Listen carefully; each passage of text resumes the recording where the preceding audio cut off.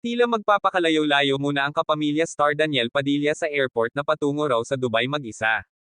Isang netizen ang nag-upload ng kuhang larawan at video kay Daniel habang nakapila ito sa immigration. Maya-maya, makikitang nilapitan ito ng isang personnel at sinabihang lumipat siya sa special lane. Kanang pa-flight pa Dubai habang pila sa immigration kasakay si Papa Daniel Padilla aniya sa caption. Say naman ng mga netizen ay mukhang magpapakalayo-layo muna si Daniel dahil sa mga intrigang pumapalibot sa kanya ngayon. Lalayo muna sa intriga, malayo sa mata ng mga balita. Samantala, humingi ng pasensya si Daniel Padilla sa lahat ng mga taong sumusuporta sa kanya, lalong-lalo na sa mga Katniel fans. Naka-unfollow na si Catherine Bernardo sa kanyang ex-boyfriend na si Daniel Padilla. Sa Instagram, makikitang wala na ang pangalan ni Daniel Supremo sa lungguhit dapi sa mga pina-follow ni Catherine. Pero sa Instagram account ni Daniel, pina-follow pa rin nito si Catherine.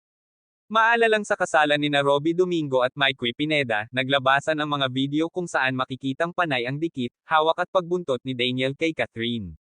Marami ring netizen ang nakapuna sa mga video na naglabasan na hindi feel ni Catherine ang pagdikit ni Daniel.